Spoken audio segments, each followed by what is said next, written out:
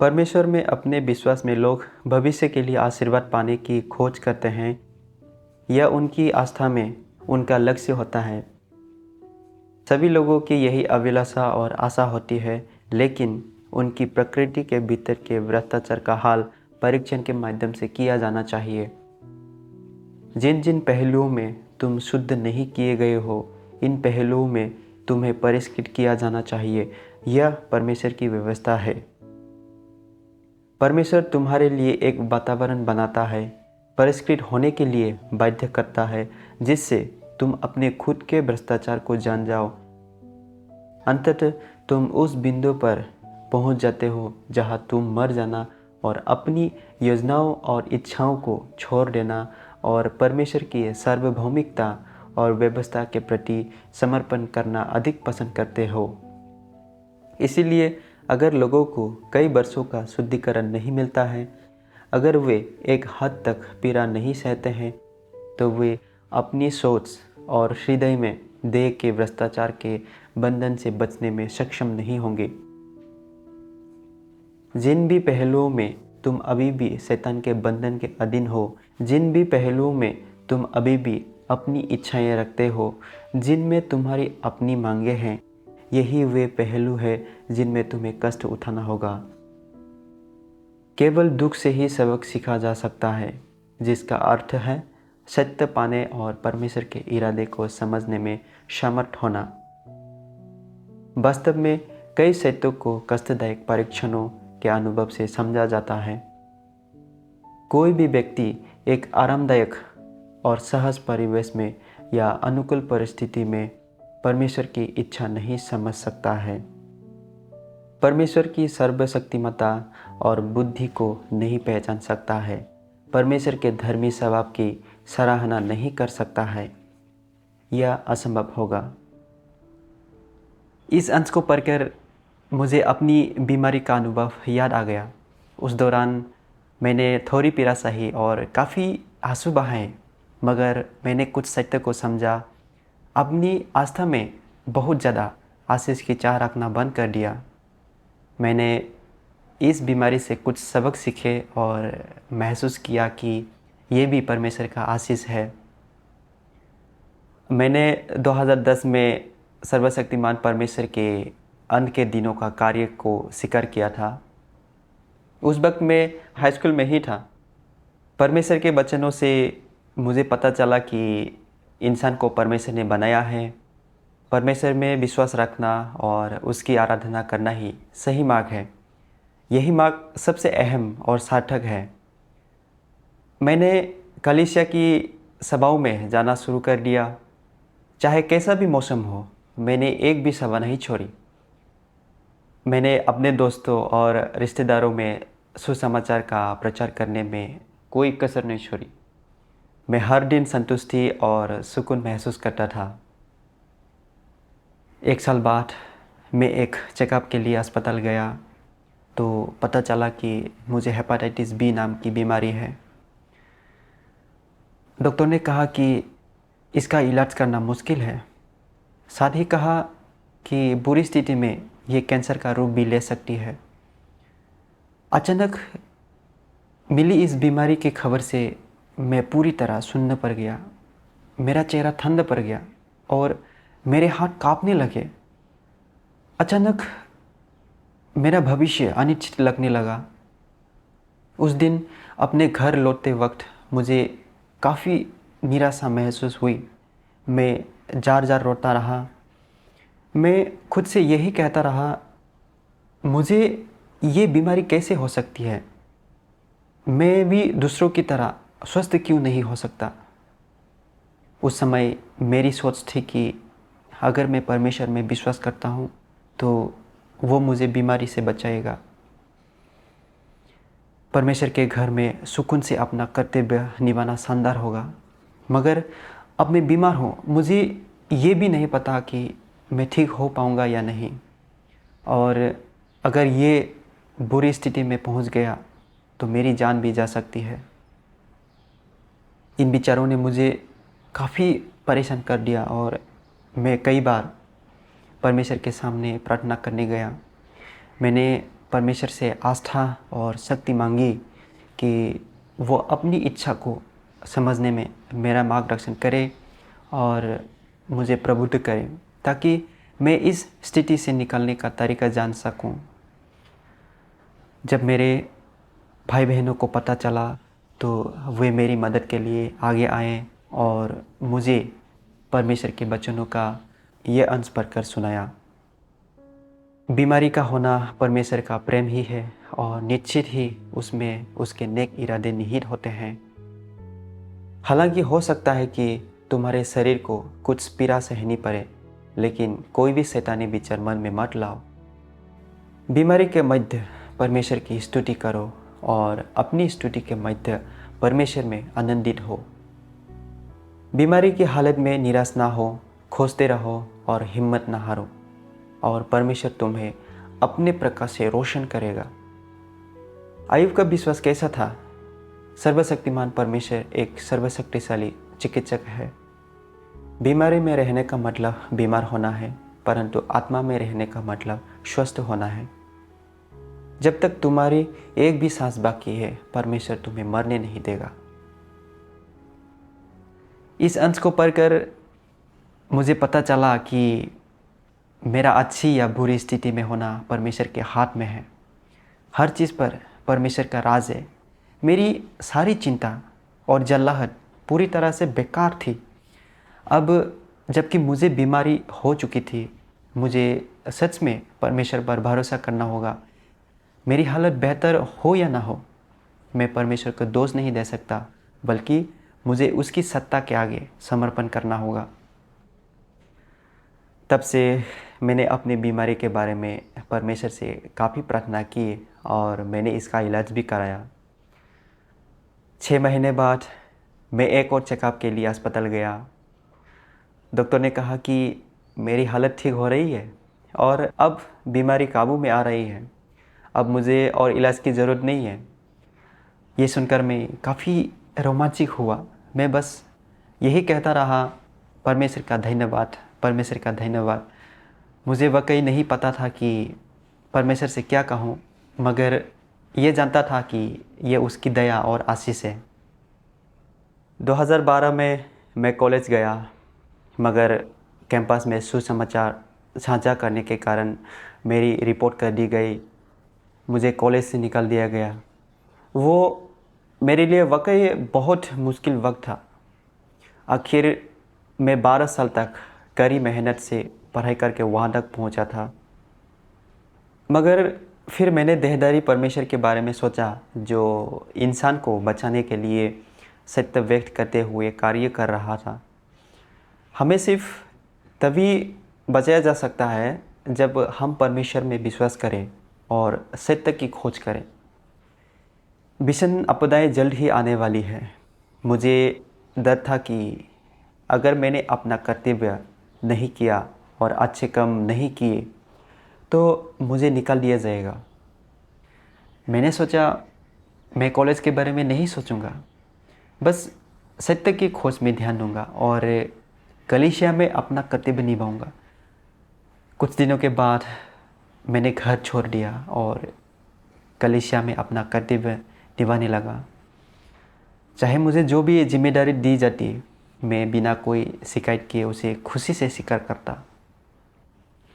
CCP के उग्र दमन और गिरफ्तारियों से सामना होने और 2 बार पुलिस द्वारा पकड़े जाने से बाल बाल बचकर भी मैं नहीं डरा, बल्कि सुसमाचार का प्रचार करता रहा और परमेश्वर के लिए गवाही देता रहा। मैंने महसूस किया कि अगर मैं अपना कर्तव्य निभाता रहा तो परमेश्वर मुझे ज़रूर बचाएगा। एक अच्छी मंजिल पाने का यही एकमात्र तरीका है। फरवरी 2015 में मुझे अपना कर्तव्य निभाने के लिए शहर से बाहर ट्रांसफ़र कर दिया गया। एक दिन अगुआ ने एक चेकअप के लिए मुझे अस्पताल जाने को कहा, इस आशंका में कि कहीं मैं दूसरों को संक्रमित ना कर दूं। जब मैंने ये सुना तो सोचा, मेरे पिछले चेकअप के बाद करीब 5 साल हो गए। इस दौरान मेरी बीमारी बहुत बढ़ गई होगी। अगर ये वाकई संक्रामक हो गई या कैंसर में बदल गई तो अब मैं अपना काम नहीं कर पाऊँगा। ये सोचकर मैं बहुत दुखी हो गया, मैं बहुत डर गया और जानता था कि मैं इसे स्वीकार नहीं कर पाऊँगा। अगले दिन मैं अस्पताल गया, मगर वहाँ पहुंचकर मुझे काफ़ी घबराहट महसूस हुई।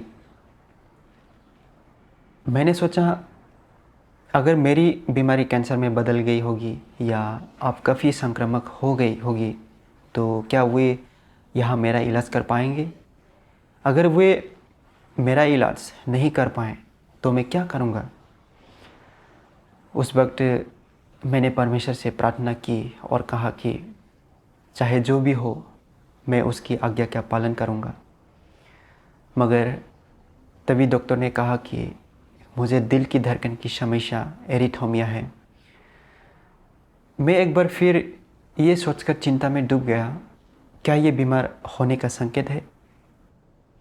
वरना मुझे दिल की धड़कन की समस्या क्यों होगी? डॉक्टर के चिंतित चेहरे को ध्यान से देखते हुए मुझे एहसास हुआ कि मेरे लिए संकेत अच्छे नहीं लग रहे हैं। डॉक्टर ने ज़्यादा कुछ नहीं कहा, मगर थोड़ा खून का नमूना लेकर मुझे घर जाने और इंतज़ार करने के लिए कहा। जैसे जैसे मेरे नतीजे के दिन करीब आ रहे थे, मेरी चिंता बढ़ती जा रही थी। मुझे बुरी खबर मिलने का डर था। लगा कि मैं उसका सामना नहीं कर पाऊँगा। मैं बस ठीक हो जाना चाहता था। एक हफ्ते बाद मैं अपने नतीजे लेने अस्पताल गया। डॉक्टर ने बताया कि मेरे खून में हेपेटाइटिस बी की मात्रा काफ़ी बढ़ गए हैं। अब ये एक्यूट हेपेटाइटिस बन गया है।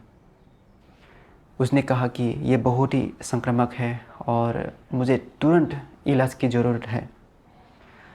मैंने सोचा मैं तो गया काम से, क्या अब मैं अपना कर्तव्य निभा पाऊँगा? क्या मैं सभाओं में हिस्सा ले पाऊँगा और कलीसियाई जीवन जी पाऊँगा? घर लौटते हुए रास्ते में मैं बस अपनी बीमारी के बारे में सोचता रहा। बाइक चलाना भी मुश्किल लग रहा था।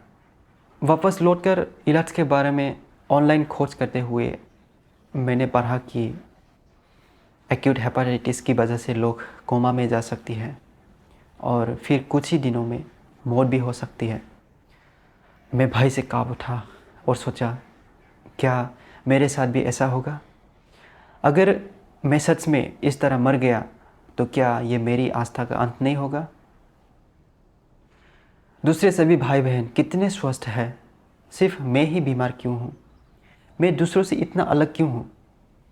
मुझे दूसरों से अधिक जलन होने लगी। वे किसी बीमारी से परेशान नहीं थे और सुकून से अपना कर्तव्य निभा सकते थे। वे अच्छे कर्म तैयार कर रहे थे और वे परमेश्वर द्वारा बचाए जाएंगे।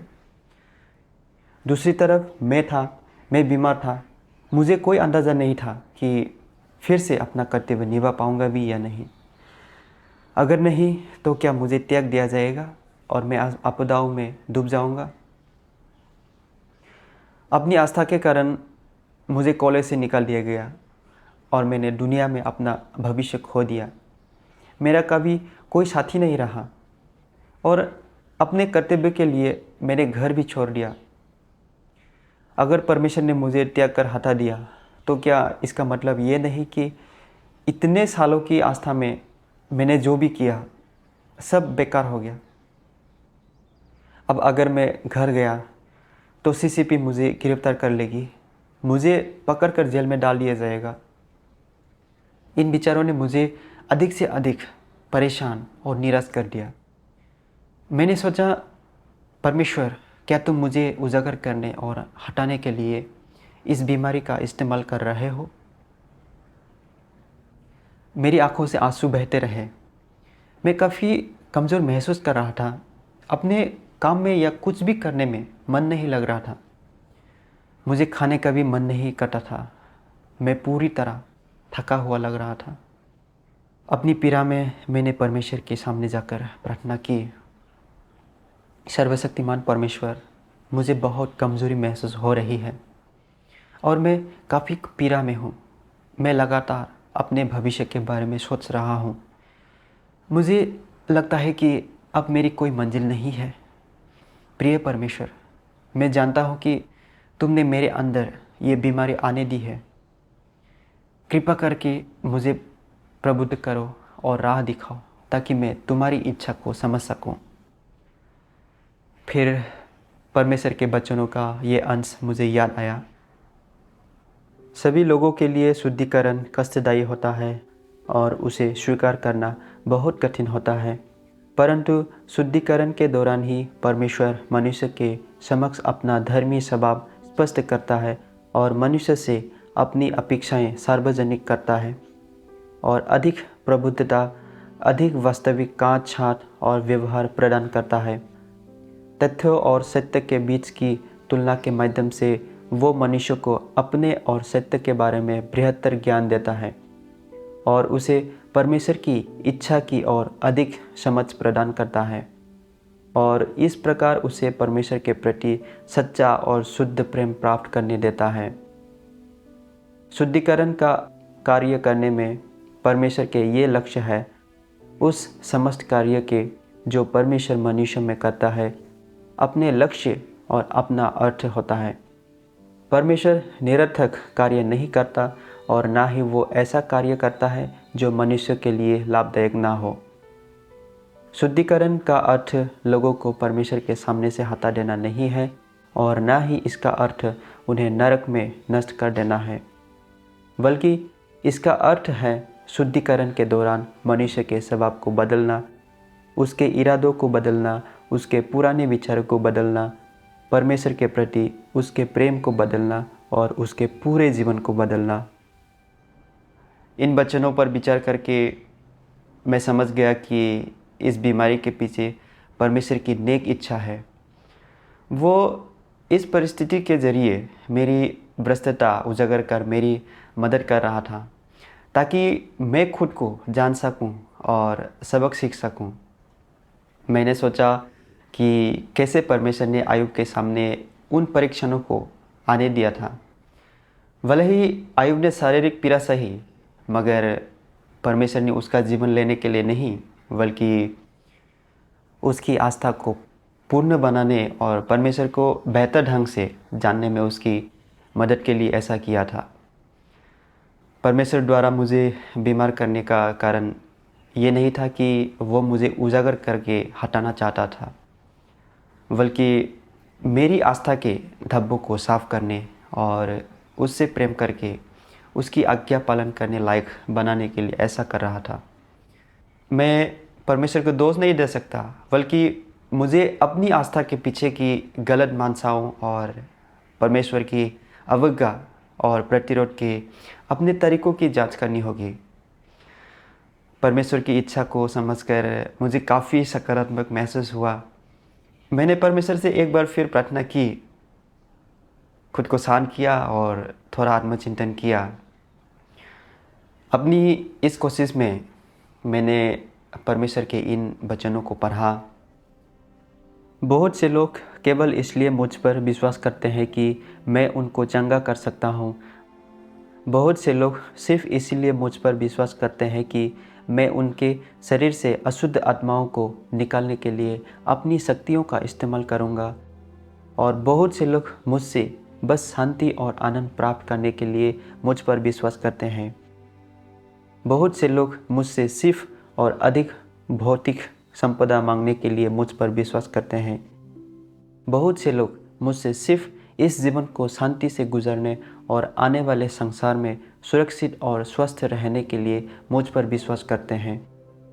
बहुत से लोग केवल नरक की पीड़ा से बचने के लिए और स्वर्ग के आशीष प्राप्त करने के लिए मुझ पर विश्वास करते हैं। बहुत से लोग केवल अस्थायी आराम के लिए मुझ पर विश्वास करते हैं और आने वाले संसार में कुछ हासिल करने की कोशिश नहीं करते। जब मैंने अपना क्रोध नीचे मनुष्यों पर उतारा और उसका सारा आनंद और शांति छीन ली, तो मनुष्य संदिग्ध हो गया। जब मैंने मनुष्य को नरक का कष्ट दिया और स्वर्ग के आशीष वापस ले लिए, तो मनुष्य की लज्जा क्रोध में बदल गई। जब मनुष्य ने मुझसे खुद को चंगा करने के लिए कहा तो मैंने उस पर ध्यान नहीं दिया और उसके प्रति घृणा महसूस की। तो मनुष्य मुझे छोड़कर चला गया और बुरी दवाइयों तथा जादू टोने का मार्ग खोजने लगा। जब मैंने मनुष्य द्वारा मुझसे मांगा गया सब कुछ वापस ले लिया तो हर कोई बिना कोई निशान छोड़े गायब हो गया। इसीलिए मैं कहता हूँ कि मनुष्य मुझ पर इसलिए विश्वास करता है क्योंकि मैं बहुत अनुग्रह देता हूँ और प्राप्त करने के लिए और भी बहुत कुछ है। मनुष्य का परमेश्वर के साथ संबंध केवल एक नग्न स्वट है। यह आशीष देने वाले और लेने वाले के मध्य का संबंध है। स्पष्ट रूप से कहें तो यह कर्मचारी और नियोक्ता के मध्य के संबंध के समान है। कर्मचारी केवल नियोक्ता द्वारा दिए जाने वाले प्रतिफल प्राप्त करने के लिए कार्य करता है। इस प्रकार के संबंध में कोई स्नेह नहीं होता, केवल एक लेन देन होता है। प्रेम करने या प्रेम पाने जैसे कोई बात नहीं होती, केवल दान और दया होती है। कोई समझदारी नहीं होती, केवल दबा हुआ आक्रोश और धोखा होता है। कोई अंतरंगता नहीं होती, केवल एक अगम खाई होती है। परमेश्वर के वचनों को पढ़कर मुझे एहसास हुआ कि मैं अपनी आस्था में परमेश्वर के साथ परमेश्वर की तरह पेश नहीं आ रहा था। मैंने परमेश्वर को बस आशीष देने वाला मान लिया था।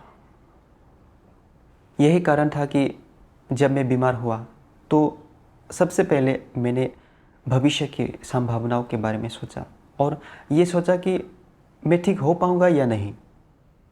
मैं बीमारी और उसके इलाज के तरीके को जानने के लिए ऑनलाइन खोज की। मैंने अपना कर्तव्य निभाने में अपनी रुचि भी खो दी। जब स्थिति बुरी हो गई तो मैंने परमेश्वर को अन्यायी मानकर उसे दोष दिया, क्योंकि उसने मेरी रक्षा नहीं की, मुझे बीमार होने दिया। यहाँ तक कि मुझे अपनी पढ़ाई, अपने परिवार और अपनी युवा व्यवस्था को त्याग देने पर भी पछतावा हुआ। आत्मचिंतन करते हुए मैंने सोचा अपनी आस्था की इन वर्षों में कैसे मैंने अपना कर्तव्य निभाने के लिए सब कुछ छोड़ दिया। मुझे एहसास हुआ कि इसकी वजह मेरी गलत सोच थी। मैंने सोचा कि अगर मैं परमेश्वर के लिए त्याग करता हूँ और अपना कर्तव्य अच्छे से निभाता हूँ तो परमेश्वर मुझे आशीष देगा, मेरी बीमारी को ठीक करेगा और मुझे खतरे से बचाए रखेगा। फिर मैं आपदाओं से बच निकलूँगा और नहीं मरूँगा। मैं जीवित रहूँगा और मुझे एक अच्छी मंजिल मिलेगी। यही एकमात्र वजह थी कि मैं अपने कर्तव्य में कष्ट उठाना और कीमत चुकाना चाहता था। परमेश्वर में विश्वास करने और अपना कर्तव्य निभाने की मेरी प्रेरणा आशीष पाने के लिए थी। जब मेरी हालत गंभीर हो गई तो आशीष पाने की मेरी उम्मीदें टूट गई। सत्य की खोज करने का मेरा संकल्प और अपना कर्तव्य निभाने की मेरी प्रेरणा खत्म हो गई। मैंने अपने दिल में परमेश्वर से तर्क भी किया। मुझे एहसास हुआ कि आस्था में मैंने सिर्फ आशीषों की चाह की थी। जब मैं बीमार हुआ तो मैंने सिर्फ अपने भविष्य की संभावनाओं के बारे में सोचा और अपने हितों पर ध्यान दिया। मैंने परमेश्वर की इच्छा की खोज बिल्कुल भी नहीं की, बल्कि परमेश्वर को दोष दिया, उसे गलत समझा और धोखा दिया। मैं बहुत स्वार्थी और नीच था। मेरे इन विचारों ने परमेश्वर को काफ़ी तकलीफ दी और उसे निराश किया। इन तथ्यों से मुझे पता चला कि मेरी आस्था एक सृजित प्राणी का कर्तव्य निभाने या सत्य की खोज करने की नहीं थी। ये सिर्फ एक सुकून भरा जीवन और एक अच्छी मंजिल पाने के लिए थी। मैं भविष्य के इनामों और आशीषों के बदले में परमेश्वर के साथ अपनी पीड़ा का सौदा करना चाहता था। क्या मैं परमेश्वर का इस्तेमाल करके उससे धोखा करने की कोशिश नहीं कर रहा था? पौलुस ने कई सालों तक काम किया और काफ़ी कष्ट उठाया और अंत में उसे अपनी जान भी देनी पड़ी, मगर वो एक सृजित प्राणी का कर्तव्य निभाने के लिए काम नहीं कर रहा था। उसने इनाम और टास्क पाने के लिए ऐसा किया था। आखिर में मुझे एहसास हुआ कि मैं पौलुस के रास्ते पर ही चल रहा था। परमेश्वर पवित्र और धार्मिक है। वो अपने राज्य में किसी को इस तरह सौदेबाजी करने और अपने साथ धोखा करने कैसे दे सकता था, जैसे कि मैं कर रहा था। इस पर गौर करके आखिर में ये समझ पाया कि मैं जिस बीमारी से अभी मैं गुज़र रहा हूँ, उसके ज़रिए परमेश्वर आशीष पाने की मेरी मानसा को उजागर कर रहा है। इसके बिना मैं अब भी अपनी आस्था में मौजूद सभी मानसाओं और खामियों के बारे में नहीं जान पाता। मुझे पता नहीं चल पाता कि मैं पौलुस के रास्ते पर चल रहा था, जिसकी परमेश्वर निंदा करता है। ये सोचकर मैंने इस बीमारी को लेकर ज़्यादा परेशान महसूस नहीं किया, बल्कि इस तरीके से उजागर करके मुझे बचाने के लिए मैंने परमेश्वर का धन्यवाद किया। कहने को तो ये एक बीमारी थी, एक बुरी चीज़ थी, मगर इसके पीछे मेरे प्रति परमेश्वर का सच्चा प्रेम और उद्धार छिपा हुआ था। परमेश्वर मुझे आस्था के सही मार्ग पर ला रहा था, ताकि मैं अपनी आस्था में मौजूद सभी धब्बों को साफ कर सकूं। इन सारी बातों पर गौर करते हुए मैंने सोचा, इंसान को शुद्ध करके बचाने के लिए परमेश्वर ने देह धारण किया है और वो सत्य व्यक्त कर रहा है। वो निस्वार्थ तरीके से हमें जीवन देता है और बदले में कुछ भी नहीं मांगता। मैंने महसूस किया कि परमेश्वर का हृदय कितना सुंदर और नेक है।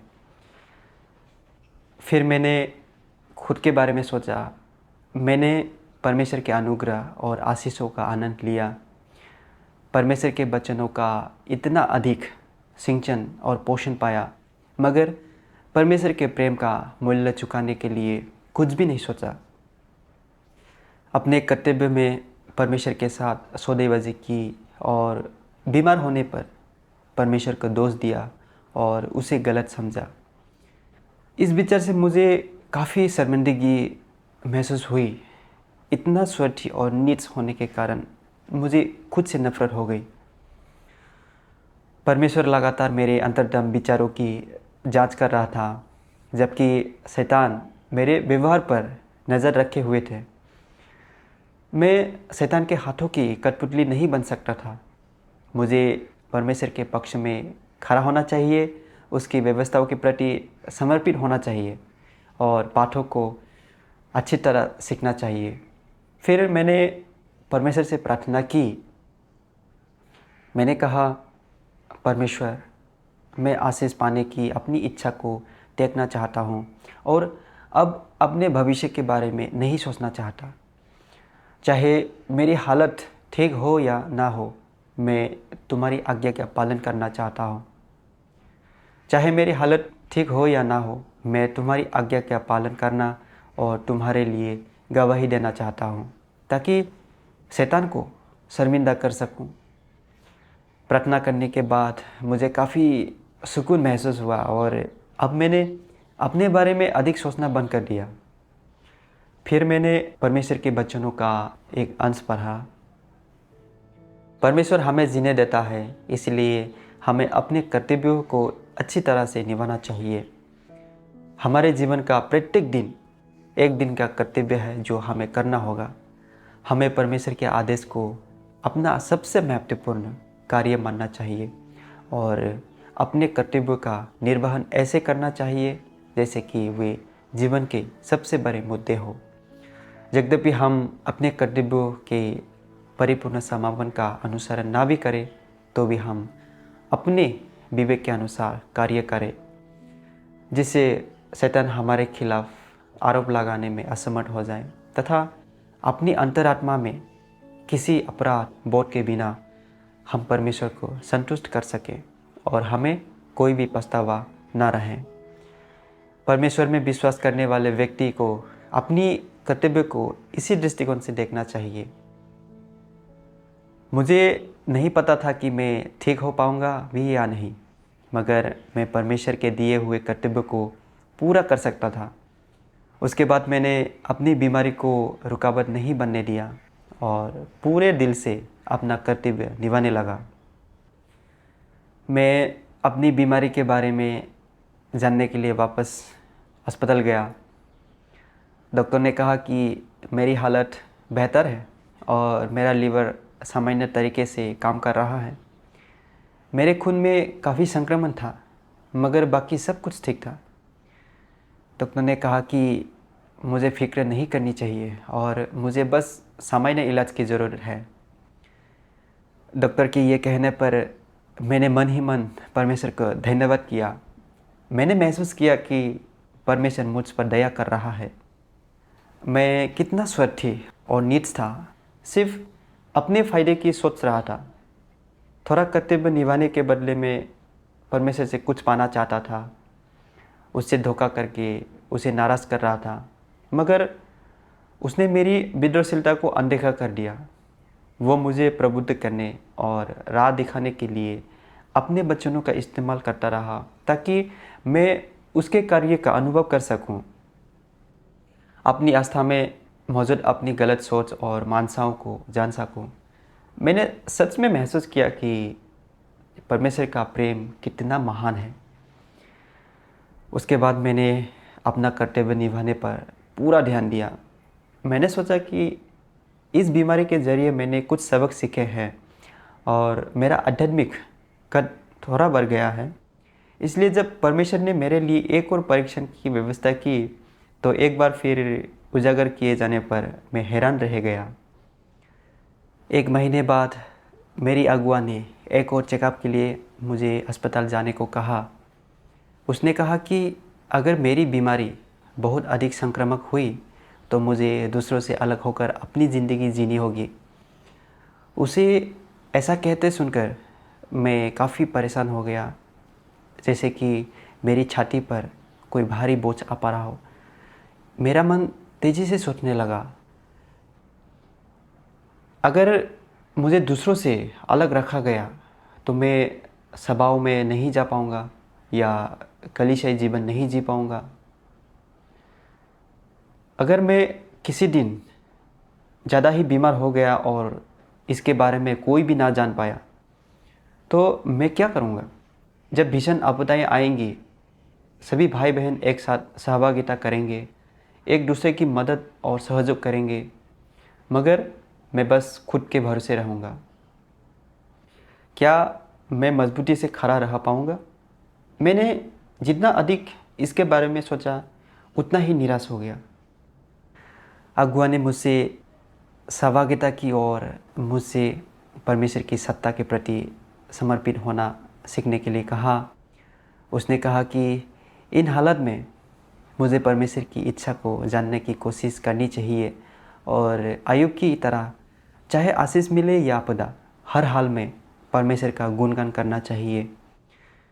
ये सुनकर मुझे प्रेरणा मिली और मैंने पिछली बार के अपने अनुभव को याद किया। मुझे एहसास हुआ कि इसकी अनुमति मुझे परमेश्वर ने दी है और सबसे पहले मुझे अपने आप को समर्पित करना है।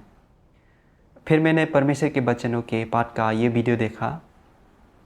सर्वशक्तिमान परमेश्वर कहते हैं, अय्यूब ने परमेश्वर से किन्हीं लेन देनों की बात नहीं की और परमेश्वर से कोई याचनाएं या मांगे नहीं की। उसका परमेश्वर के नाम की स्तुति करना भी सभी चीज़ों पर शासन करने की परमेश्वर की महान सामर्थ्य और अधिकार के कारण था, और वो इस पर निर्भर नहीं था कि उसे आशीषें प्राप्त हुई या उस पर आपदा टूटी। वो मानता था कि परमेश्वर लोगों को चाहे आशीष दे या उन पर आपदा लाए, परमेश्वर की सामर्थ्य और उसका अधिकार नहीं बदलेगा, और इस प्रकार व्यक्ति की परिस्थितियाँ चाहे जो हो, परमेश्वर के नाम की स्तुति की जानी चाहिए। मनुष्य को धन्य किया जाता है तो परमेश्वर की संप्रभुता के कारण किया जाता है, और इसलिए जब मनुष्य पर आपदा टूटती है तो वो भी परमेश्वर की संप्रभुता के कारण ही टूटती है। परमेश्वर की सामर्थ्य और अधिकार मनुष्य से संबंधित सब कुछ पर शासन करते हैं और उसे व्यवस्थित करते हैं। मनुष्य के सौभाग्य के उतार चढ़ाव परमेश्वर की सामर्थ्य और उसके अधिकार की अभिव्यंजना है, और जिसका चाहे जो दृष्टिकोण हो, परमेश्वर के नाम की स्तुति की जानी चाहिए। यही वो है जो अय्यूब ने अपने जीवन के वर्षों के दौरान अनुभव किया था और जानने लगा था। अय्यूब के सभी विचार और कार्यकलाप परमेश्वर के कानों तक पहुँचे थे और परमेश्वर के सामने आए थे और परमेश्वर द्वारा महत्वपूर्ण माने गए थे। परमेश्वर ने अय्यूब के बारे में इस ज्ञान को दुलारा और ऐसा हृदय होने के लिए अय्यूब को संजोया। यह हृदय सदैव और सर्वत्र परमेश्वर के आदेश की प्रतीक्षा करता था और समय या स्थान चाहे जो हो, उस पर जो कुछ भी टूटता उसका स्वागत करता था। अय्यूब ने परमेश्वर से कोई मांगे नहीं की। उसने स्वयं अपने से जो मांगा वो यह था कि परमेश्वर से आए सभी व्यवस्थाओं की प्रतीक्षा करे, स्वीकार करे, सामना करे और आज्ञा पालन करे। अय्यूब इसे अपना कर्तव्य मानता था और यह ठीक वही था जो परमेश्वर चाहता था। इसे देखकर मैंने खुद को काफ़ी शर्मिंदा महसूस किया। अय्यूब ने परमेश्वर के नाम का गुणगान सिर्फ खाली शब्दों से नहीं किया, उसने अपने दिल की गहराई से परमेश्वर का गुणगान किया। अय्यूब परमेश्वर के अधिकार, उसकी सर्वशक्तिमत्ता और संप्रभुता को जानता था। इसीलिए उसके दिल में परमेश्वर का भय था और उसने परमेश्वर को वाकई परमेश्वर माना था। यही कारण था कि परमेश्वर ने चाहे जैसा भी आयोजन किया और जैसे भी व्यवस्था की, उसने कोई शिकायत नहीं की या कोई मांग नहीं रखी। अय्यूब ने परमेश्वर से सौदेबाजी करने की कोशिश नहीं की। उसे आशीष मिले हो या आपदा का सामना करना पड़ा हो, उसने बस परमेश्वर की आज्ञा का पालन किया। उसने परमेश्वर की आज्ञा पालन को अपने जीवन से अधिक महत्वपूर्ण माना। मैंने खुद के बारे में सोचा। मैंने बार बार परमेश्वर से सौदेबाजी करने की कोशिश और जिद्दी बनकर आशीष पाने की चाह क्यों की?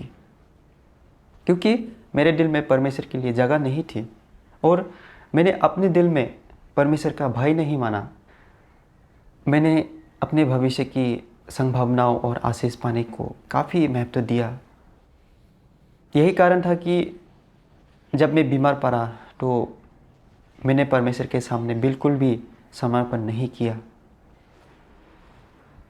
परमेश्वर के अनुग्रह से मैं कुछ आशीषों का आनंद उठा रहा था और परमेश्वर की सत्ता ही मेरे लिए ये बीमारी लेकर आई थी। मेरे पास जो कुछ भी था वो परमेश्वर ने मुझे दिया था। अगर उसने सब कुछ ले लिया तो वो भी परमेश्वर की धार्मिकता होगी। मेरे जैसे एक चींटी से भी तुच्छ इंसान की परमेश्वर से तर्क करने की हिम्मत कैसे हुई?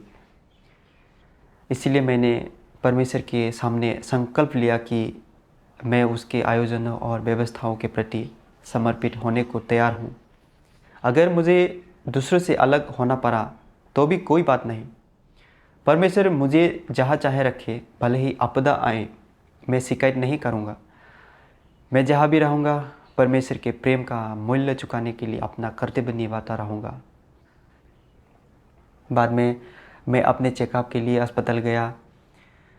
रास्ते में मुझे थोड़ी घबराहट महसूस हुई। अपने दिल में परमेश्वर से प्रार्थना और उसके वचनों पर मनन करता रहा। बाइक पर अस्पताल तक का सफ़र आसान लगा।